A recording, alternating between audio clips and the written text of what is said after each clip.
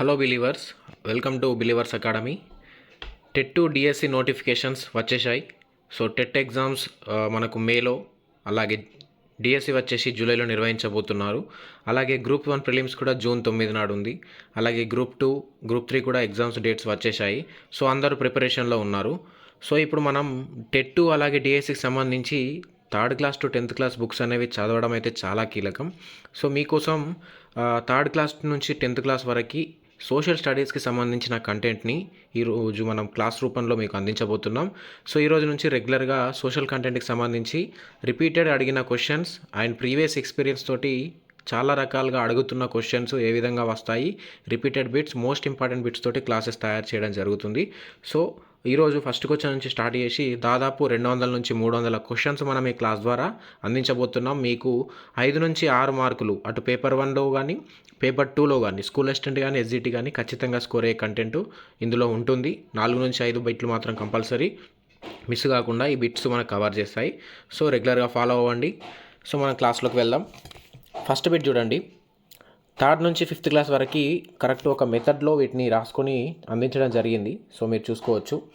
First bit, మాతృస్వామిక కుటుంబ పద్ధతిని సమర్థించిన వారు మోర్గాన్ అండ్ జెంక్స్. వీళ్ళు మాతృస్వామిక పద్ధతిని సమర్థించారు. సో ఇది కుటుంబం అనే పాఠంలో ఉంటుంది. మీరు ఆల్రెడీ చదివి ఉంటే మీకు అర్థమై ఉంటుంది. సో మరి పితృస్వామిక కుటుంబ పద్ధతిని సమర్థించింది హెన్రీ మెయిన్.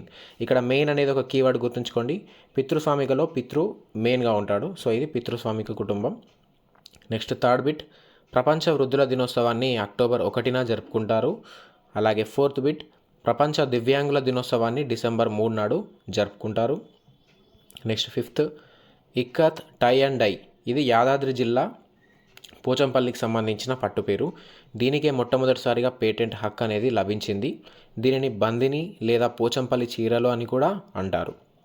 సో మరి ఆ పోచంపల్లి చీరలో పైనుంచి కిందికి ఉండే దారాల్ని పడుగు అంటారు, వార్ఫ్ అని ఇంగ్లీష్లో అంటారు. సో ఎడమ నుంచి కుడికి ఉండే దారాలని ఇట్లా అడ్డంగా ఉన్న వాటిని పేక అంటారు. సో వెప్ట్ అని అంటారు. ఇది 5th బిట్. నెక్స్ట్ 6th, ఆ తర్వాత చూసుకుంటే నదులకు సంబంధించి చాప్టర్లో ఈ చూడొచ్చు మనం. వీరలాదేవి లేదా ఈర్లదేవి చెరువు ఎక్కడ ఉంది అంటే సూర్యాపేట జిల్లాలో ఉంది, బేతవోలు గ్రామంలో. దీనిని కాకతీయ సామంతుడైన బేతాళ రెడ్డి భార్య అయిన వీరలాదేవి మీద కట్టించాడు. సో దీని వీరలాదేవి చెరువు. నెక్స్ట్ 7, ఇది ఒకటి మనకు కుండలు, దానికి సంబంధించి దశలు ఉంటాయి, చాలా ఇంపార్టెంట్. ఇది కూడా అడుగుతాడు కంపల్సరీ, అడిగాడు కూడా. ఈ బిట్ రిపీటెడ్ బిట్ ఉన్నది ఇందులో. సో ఫస్ట్ కుండలు మట్టి పాత్ర తయారులో దశలు చూసుకుంటే ఫస్ట్ బంకమట్టి తీసుకొచ్చి ఆ తర్వాత ఆ మట్టిని నీళ్ళతోటి నానబెట్టి మెత్తగా చేస్తారు. తర్వాత ఏం చేస్తారు, దాన్ని కొమ్మరి సారె మీద పెట్టి ఆకారాన్ని తయారు చేసుకుంటారు. ఆ చక్రం తిరుగుతుంది కదా, దాన్ని తయారు చేసుకుంటారు. ఆ తర్వాత సరైన ఆకారం వచ్చేలా సలప అనే దానితోటి కొడతారు. సో సలప ఇంపార్టెంట్ వర్డ్ గుర్తుంచుకోండి. మొదట నీడలో, తర్వాత ఎండలో ఆరబెట్టేసి మళ్ళీ ఆరిన కుండలని ఆవంలో కాల్చుతారు. సో ఇది ఆవం అనేది ఇంపార్టెంట్. సో ఇప్పుడు మీరు టెట్ టు డిఎస్సి ఎగ్జామ్స్ గమనిస్తే ఎగ్జామ్ ప్యాటర్న్ డైరెక్ట్ బిట్స్ అనేది అడగడం లేదు. ఒక క్వశ్చన్ ఇచ్చి 4-5 కింద వివరణలు ఇచ్చి ఏది కరెక్ట్, ఏ కరెక్టా, బి కరెక్టా, ఏబీసీ కరెక్టా అని అడుగుతున్నాడు. కాబట్టి కంటెంట్ మొత్తం చదవాల్సిందే. ఒక బిట్టు చదువుకుంటా అంటే కుదిరే అవకాశం అయితే లేదు. సో ఇది. సో మనం ఈ క్వశ్చన్స్ కూడా ఆ విధంగా తయారు చేసాం కాబట్టి ఉపయోగపడుతుంది. నెక్స్ట్, ఈ బాలల హక్కుల చట్టాలు మనకు టెక్స్ట్ బుక్లో ఉన్నాయి. రిపీటెడ్ క్వశ్చన్ చాలాసార్లు వచ్చాయి. ఇందులోకి వెళ్ళి మెయిన్ ఇంపార్టెంట్ ఇయర్స్ని ఒక దగ్గర రాయడం జరిగింది, ఒకసారి చూసుకోండి. బాలల చట్టం 1933లో చేశారు. బాలల ఉద్యోగ కల్పన చట్టం 1938లో, అండ్ కర్మాగారాల చట్టం 1948, జాతీయ బాలల బోర్డ్ అనేది 1975, అలాగే జాతీయ శ్రామిక సంక్షేమ కమిషన్ అనేది 1968, అలాగే యుఎన్ఓ బాలల హక్కుల ప్రకటన అనేది మనకు 1959లో జారీ చేశారు. సో యుఎన్ఓ అంతర్జాతీయ బాలల సంవత్సరాన్ని 1979లో జరుపుకుంది, యునైటెడ్ నేషన్స్ ఐక్యరాజ్య సమితి. సో మరి అదే యుఎన్ఓ బాలల హక్కుల కమిషన్ని 1989లో ఏర్పాటు చేయడం జరిగింది. మళ్ళీ యుఎన్ఓ బాలల హక్కుల ఉడంబడిక 1989 నవంబర్ 20 నాడు మనకు ఏర్పాటు చేశారు. దీని మీద 191 దేశాలు సంతకం చేశాయి. సో నవంబర్ 20 ఇంపార్టెంట్ డేట్ గుర్తుంచుకోండి. ఆ రోజు ప్రత్యేకత ఏందో ఒకసారి కామెంట్ చేయండి. సో జాతీయ బాల కార్మిక విధానాన్ని 1987 ఆగస్టులో ప్రకటించారు మన సెంట్రల్ గవర్నమెంట్. ఆ తర్వాత చూసుకుంటే బాల్య వివాహాల నిషేధ చట్టం 2006లో వచ్చింది. అలాగే పోక్సో యాక్ట్ బాలల లైంగిక వేధింపుల నిరోధక చట్టం వెరీ ఇంపార్టెంట్ 2012లో వచ్చింది. అలాగే బాల నేరస్తుల న్యాయ చట్టం 2015, బాల కార్మికుల సవరణ చట్టం 2016, అలాగే విద్యా హక్కు చట్టం 2010 April 1 right to education act అప్పుడు రావడం జరిగింది. సో ఇవి వెరీ ఇంపార్టెంట్ ఇయర్స్ ఒక దగ్గర ఇవ్వడం జరిగింది. సో ఇది కూడా మనకు క్వశ్చన్ 100% అడిగే అవకాశం ఉంది. రిపీటెడ్ బిట్ ఇది, జాగ్రత్తగా చూసుకోండి, ఇది వెరీ ఇంపార్టెంట్. సో ఇలా చాలా ఇంపార్టెంట్ బిట్సే మనం కవర్ చేసి ఓన్గా ప్రిపేర్ చేసి మీకు అందించడం జరుగుతుంది. సో చూసుకోండి. 9th బిట్, ఉచిత నిర్బంధ ప్రాథమిక విద్యా హక్కు. ఇది రాజ్యాంగంలోని ఆర్టికల్ 21A ద్వారా మనకు అందించడం జరిగింది. వెరీ ఇంపార్టెంట్ ఇది కూడా. అలాగే 14 సంవత్సరాల లోపు బాలబాలికలను గనులనందు ప్రమాదకరమైన పరిశ్రమలనందు నియమించరాదు అని తెలిపే ఆర్టికల్ 24. అలాగే నెక్స్ట్ ఆర్టికల్స్, ఇవి ఇంపార్టెంట్ ఆర్టికల్స్ బాలలకు సంబంధించి. ఇంతకుముందు మనం ఇయర్స్ చూసాం, ఇప్పుడు ఆర్టికల్స్ చూస్తున్నాం, వెరీ ఇంపార్టెంట్. అలాగే 6 నుంచి 14 సంవత్సరాల బాలలందరికీ ఉచిత నిర్బంధ ప్రాథమిక విద్య అందించాల్సిన బాధ్యత వారి తల్లిదండ్రులు లేదా సంరక్షకులపైన కలదు అని తెలిపేది article 51A. Very important articles, definite bits ఇవి. నెక్స్ట్ 10th, అంతర్జాతీయ బాలల హక్కుల దినోత్సవం నవంబర్ 20. ఇదివరకే నేను అడిగాను నవంబర్ 20 యొక్క ఇంపార్టెన్స్ ఏదో కామెంట్ చేయమన్నాను, అది ఇదే. అంతర్జాతీయ బాలల హక్కుల దినోత్సవాన్ని నవంబర్ 20 నాడు జరుపుకుంటారు. అందులో 191 దేశాలు సంతకం చేశాయిగా ఒడంబడిక మీద, అందుకని ఆ డేట్ని అంతర్జాతీయ బాలల హక్కుల దినోత్సవంగా జరుపుకుంటున్నారు. అదే మన భారతదేశంలో నవంబర్ 14ని జాతీయ బాలల దినోత్సవంగా జరుపుకుంటారు. సో కన్ఫ్యూజ్ అవ్వద్దు ఇవి రెండు. సో ఇక్కడ చూసుకుంటే ఒలింపిక్స్ పథకాలు సాధించిన భారతీయులు. సో ఇది కూడా మనకు ఈవీఎస్ ప్రైమరీ స్కూల్లో ఈవీఎస్ బిట్సే ఇవన్నీ. సో ఇక్కడ చూసుకుంటే లైన్గా మీకు తెలిసే ఉంటాయి, కానీ ఇంకోసారి చూడండి. Karnam Malleswari weight lifting, Saina Nehwal badminton, Mary Kom boxing, Leander Paes tennis, Gagan Narang వచ్చేసి shooting, Vijender Singh boxing, PV Sindhu badminton, Sakshi Malik వచ్చేసి రెజ్లింగ్, రాజ్యవర్ధన్ సింగ్ రాథోడ్ షూటింగ్, ఆయన మన సెంట్రల్ మినిస్టర్ కూడా ఉండే, అభినవ్ బింద్రా షూటింగ్, మొట్టమొదటిసారి గోల్డ్ మెడల్ తీసుకొచ్చాడు అభినవ్ బింద్రా 2008 బీజింగ్ ఒలింపిక్స్లో. ఆ తర్వాత విజయ్ కుమార్, ఆ తర్వాత సునీల్ కుమార్, ఆ తర్వాత యోగేశ్వర్ దత్. సో మొన్న జరిగిన టోక్యో ఒలింపిక్స్ 2020లో ఒలింపిక్స్ పథకాలు సాధించింది నీరజ్ చోప్రా. మనం చూసుకున్నాం, అంటే అథ్లెటిక్స్లో ఫస్ట్ గోల్డ్ మెడల్ తీసుకొచ్చాడు నీరజ్ చోప్రా జావలిన్ త్రోలో. ఆ తర్వాత Ravi Dahiya wrestling, Mirabai Chanu weight lifting, Bajrang Punia wrestling, Lovlina Borgohain boxing, PV Sindhu badminton. So వీళ్ళు మనకు ఒలింపిక్స్లో పథకాలు తీసుకొచ్చిన వారు. నెక్స్ట్ 12 స్పోర్ట్స్ గురించి ఉంది. క్రికెట్ అనేది ఇంగ్లాండ్లో 1877లో పుట్టింది. భారత్ టెస్ట్ మ్యాచ్లు 1932లో మొట్టమొదటిసారిగా ఆడింది. అలాగే భారతీయులు ఆడిన క్రికెట్ ఫస్ట్గా ముంబైలో పుట్టింది. దీన్ని మొదట చేపట్టిన వారు ఎవరు అంటే పార్షీలు. ఆ తర్వాత భారత్లో మొదటి క్రికెట్ క్లబ్ 1848లో బాంబేలో ఏర్పాటైంది. దీని పేరే ఓరియంటల్ క్రికెట్ క్లబ్. సో నేను మళ్ళీ ఇంకోసారి మీకు చెప్తున్నాను, టెట్ అనేది ఎక్కువ రోజులు లేదు. చాలామంది టెట్ కోసం కావాలి అని వెయిట్ చేశారు. ఇప్పుడు ఖచ్చితంగా చదవాల్సిందే. టెట్ క్వాలిఫై అయితేనే డిఎస్సి ఛాన్స్, కాబట్టి డెఫినెట్గా మీకు ఈజీ వేలో చదివే అవకాశం కలిగించే బిట్స్ని అందిస్తున్నాను. కాబట్టి ఖచ్చితంగా ఈ బిట్స్ ప్రిపేర్ అవ్వండి. సోషల్ కంటెంట్లో మార్క్స్ పక్కా వస్తాయి. సో డెఫినెట్లీ దీన్ని మాత్రం మిస్ అవ్వకండి. నెక్స్ట్ భారత్ ప్రపంచ కప్ 1983, 2011లో గెలిచింది. మొన్న జరిగిన వరల్డ్ కప్లో 2023లో ఫైనల్లో ఆస్ట్రేలియా చేతిలో ఓడిపోయింది, లేకుంటే థర్డ్ వరల్డ్ కప్ వచ్చేది ఉండే. నెక్స్ట్ ఆస్ట్రేలియా ఇంగ్లాండ్ మధ్య మెల్బోర్న్లో ఫస్ట్ వన్డే మ్యాచ్ 1971లో జరిగింది, ఒక్కరోజు ఆట. ఆ తర్వాత అంతర్జాతీయ ప్రపంచ కప్ పోటీ ఫస్ట్ 1975లో జరిగింది. నెక్స్ట్ 13 బిట్ చూడండి. భారతదేశపు సర్కస్ పితామహుడని కిలేరి కుహ్నికన్నన్ని అంటారు. సో ఇది వెరీ ఇంపార్టెంట్ బిట్ ఇది కూడా. నెక్స్ట్ 14వది, ఆసియాలోని అతిపెద్ద గిరిజన పండుగగా UNESCO United Nations Educational, Scientific and Cultural Organisation దేన్ని గుర్తించింది అంటే సమ్మక్క సారక్క జాతర అని గుర్తించింది. అతిపెద్ద గిరిజన జాతర ఇది, రీసెంట్గానే జరిగింది. ములుగు జిల్లాలో ఉంటుంది, 2 రోజులు జరుపుతారు. తెలంగాణ కుంభమేళా అని కూడా పిలుస్తారు. వెరీ ఇంపార్టెంట్ బిట్ ఇది కూడా. సో నేను జాతరలకు సంబంధించి అన్ని జాతరలు, తెలంగాణలో జరిగే అన్ని జాతరలకు సంబంధించి ఒక వీడియో చేశాను, అది మన ఛానల్లో ఉంది, చూడండి, ఉపయోగపడుతుంది. నెక్స్ట్ 15, జహంగీర్ పీర్ దర్గా రంగారెడ్డి జిల్లా కొత్తూరులో ఉంది. భారతదేశంలో పేరుగాంచిన గొప్ప దర్గా ఇక్కడ ఉంది, అజ్మీర్ దర్గా ఢిల్లీలో చూడవచ్చు. నెక్స్ట్ 16, బోనాలు ఊరేగింపుల నాట్యం చేస్తూ తోడు వెళ్ళే మగవారిని పోతురాజులను పిలుస్తారు. సో ఇది తెలుసు మనకు. నెక్స్ట్ 17, నాగోబా జాతర. ఇది కూడా ఇంపార్టెంట్, మనకు ఎవ్రీ ఇయర్కి జరుగుతుంది. ఇది ఆదిలాబాద్ జిల్లాలోని ఇంద్రవెల్లి మండలం కేస్లాపూర్లో జరుగుతుంది. గోండ్లు చేస్తారు. ప్రతి సంవత్సరం మాఘశుద్ధ పూర్ణిమ నుంచి 5 రోజులు జరుపుతారు.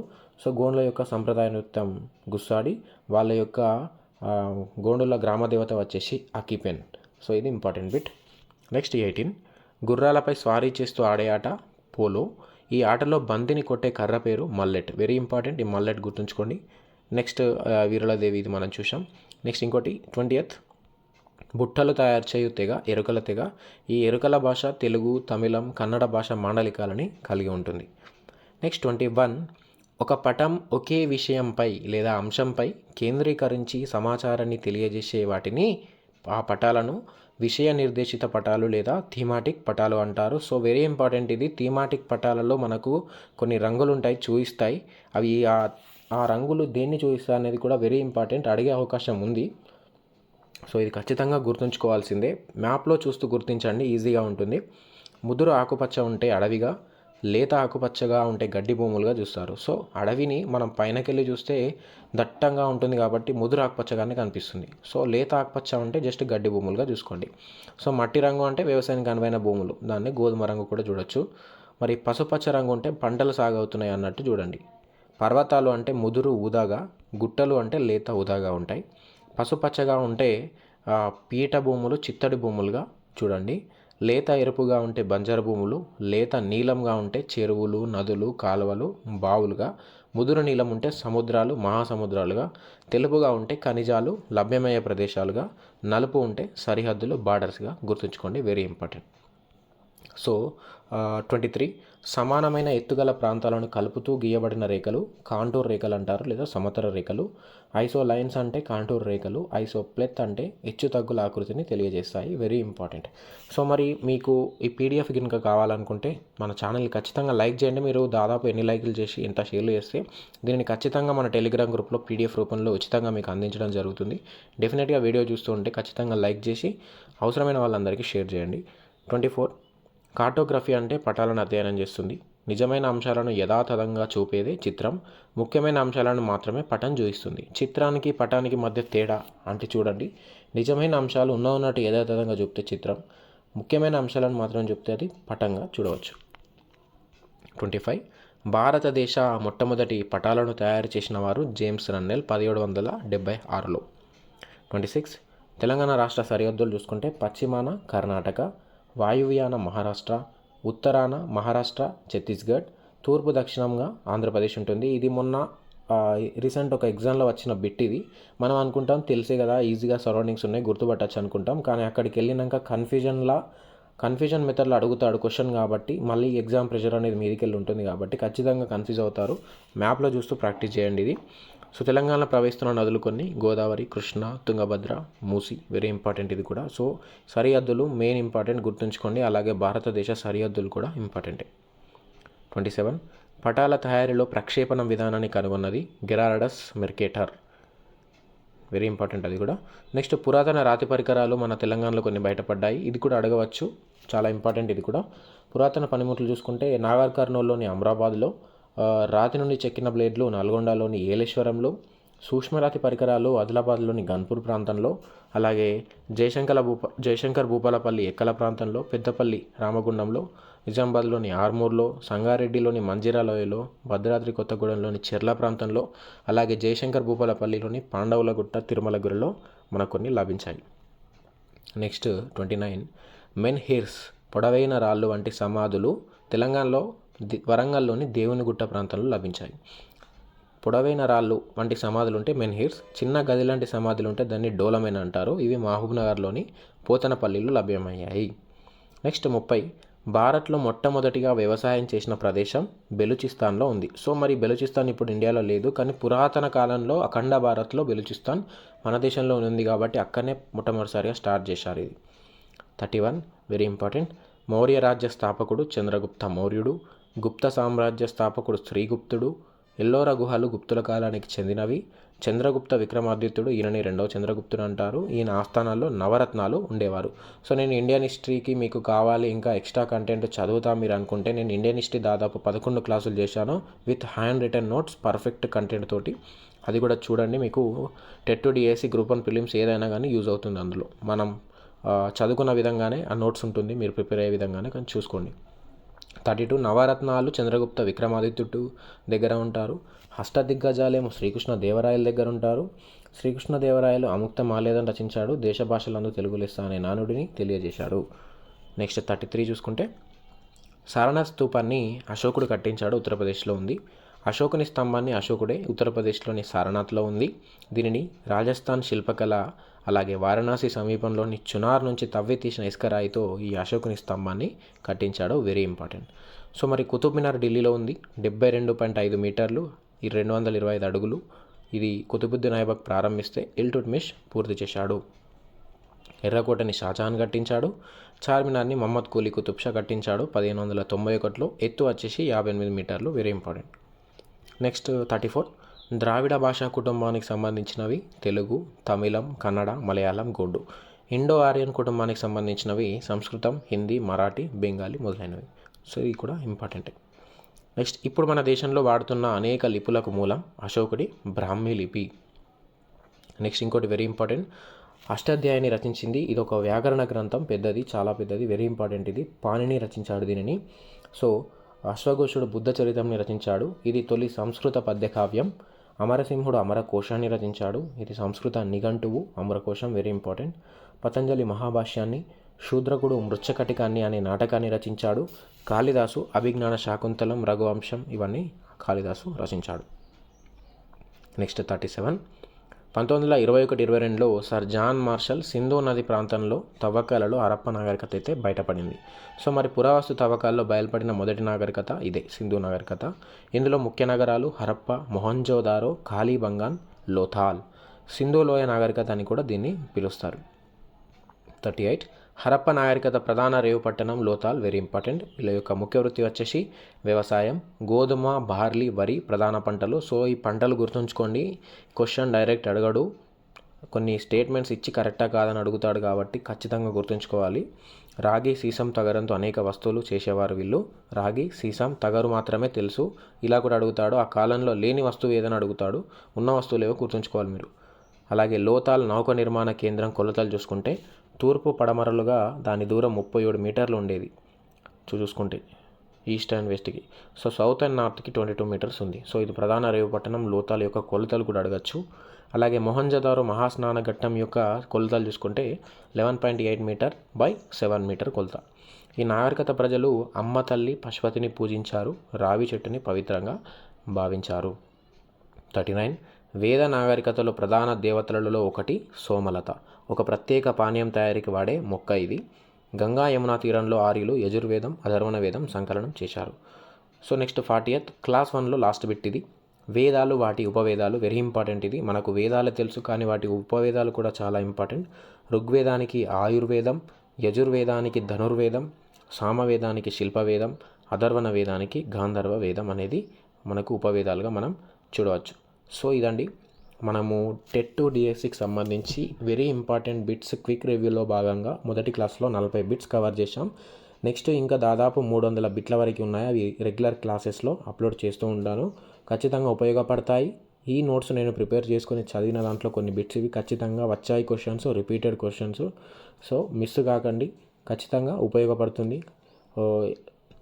అలాగే పీడిఎఫ్ కొరకు కావాలనుకుంటే మన టెలిగ్రామ్ గ్రూప్లో జాయిన్ అవ్వండి, డిస్క్రిప్షన్లో లింక్ ఉంది. అందులో డైలీ క్విజ్ కూడా ఉంటుంది మీకు సంబంధించి కంటెంట్. సో అన్ని రకాలుగా మీకు ఒక పర్ఫెక్ట్ ప్రిపరేషన్ ప్లాన్లో మన ఛానల్ ఎప్పుడు తోడుంటుంది కాబట్టి ప్లీజ్ డూ లైక్ కంపల్సరీ చేయండి, షేర్ చేయండి ఇతరులకు. సబ్స్క్రైబ్ మాత్రం మర్చిపోకండి, please do subscribe. Thank you. Yours Believers Academy. Wait for next class. Thank you. Jai Hind.